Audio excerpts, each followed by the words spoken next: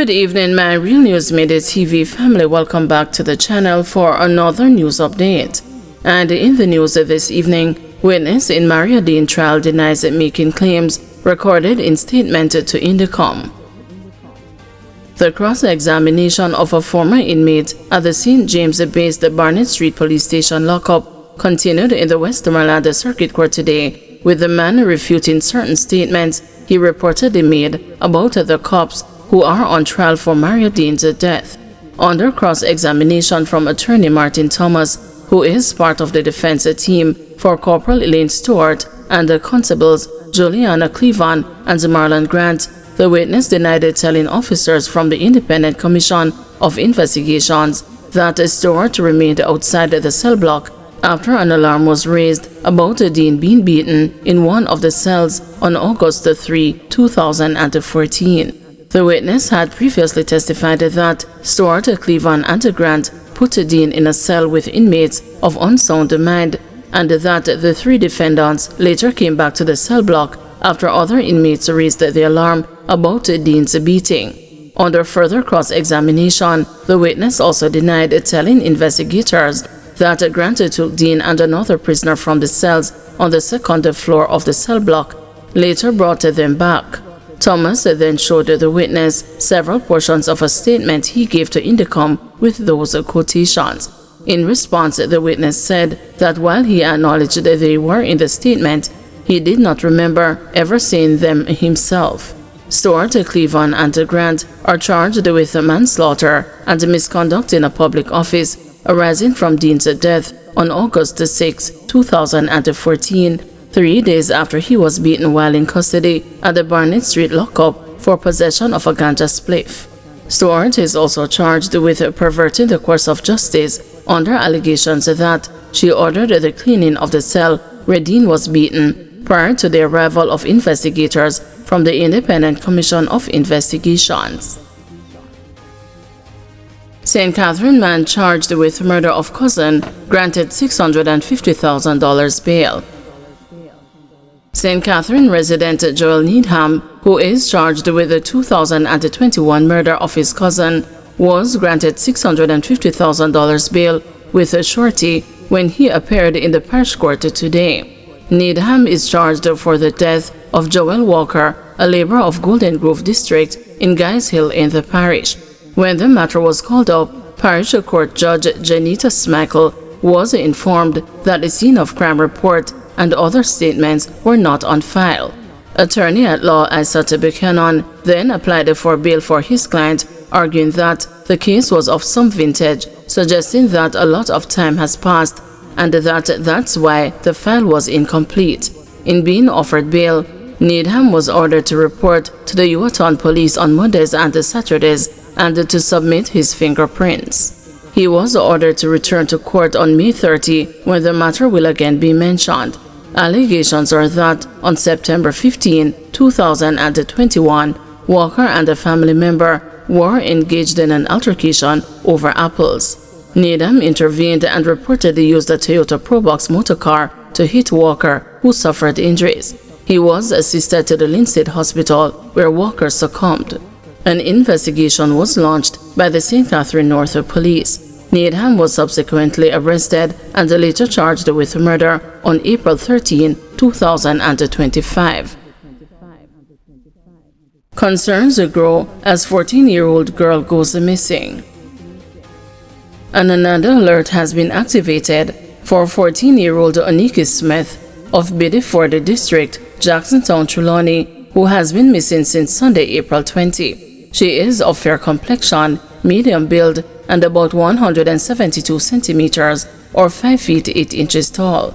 Reports from the Stewarttown police are that at about 8:30 a.m., Oniki was last seen at home wearing red tights, a red long-sleeved blouse, and a pair of blue flat shoes. She has not been heard from since. Anyone knowing the whereabouts of Oniki Smith is being asked to contact the Stewarttown police at 876-612-0306, the 119 police emergency number, or the nearest police station. 48-hour curfew extended in East Kingston. The 48-hour curfew that was imposed in sections of the Kingston Eastern Police Division has been extended for another 48 hours. The extension began at 6 p.m. on Monday, April 21, and will remain in effect until 6 p.m. on Wednesday, April 23. The boundaries of the curfew are as follows. North along an imaginary line from the mountain ridge from Mountain View Primary School to Cane River Falls. East along an imaginary line from Cane River Falls to the bridge at 10 miles Bull Bay. South along the coastline from the bridge at 10 miles Bull Bay to Flag Circle. West along South Camp Road from Flag Circle to Vineyard Road onto an imaginary line to Mountain View Primary School. During the hours of the curfew, all persons within its boundaries are required to remain within their premises unless otherwise authorized by the ground commander. Sexually abused boys suffering in silence. The Center for the Investigation of Sexual Offenses and Child Abuse says more boys are being sexually abused and are suffering in silence. Superintendent Karen Bailey, head of Sisoka, says sexual abuse of males, especially boys, remains underreported due to cultural stigma. Yes, we are concerned because even though we are out there, we are in the schools, they know where to report. As you said, it's a cultural thing. So people shy away from it because boys, they don't want other boys to know that they were molested, they were buggered. Automatically they feel that they'll be branded as being homosexuals because of the thing. It will carry them through, so they might have to change schools because of stigma being attached to them or everybody know talking about them. And a lot of the boys can't withstand that kind of pressure. One parent may be able to give their child the name brand things, the school bag, the shoes, enough money to go to school. Another child might be struggling where that is concerned. So that child may want to do something to engage in work afterwards, to make some money on the side for themselves, you know.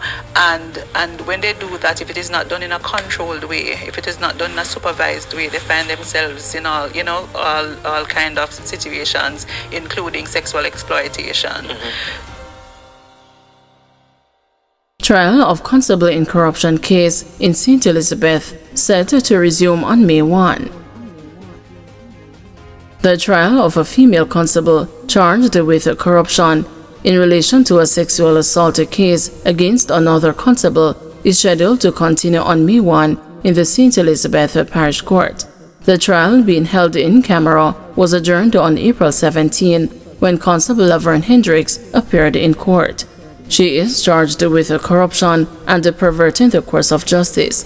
The case arose out of an incident in which a 26-year-old woman alleged that she was sexually assaulted and her bank card stolen by a policeman during a routine police operation.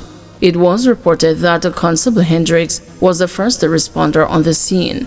Investigators alleged that she took steps to frustrate the investigation and offered money to the complainant to drop the case. The other cop in the matter, Constable Alwyn Hill, is before the Home Circuit Court on several charges, including grievous sexual assault, corrupt soliciting, simple larceny, and a forcible abduction. Thank you everyone for watching. See you tomorrow morning at 6 a.m. for another news update.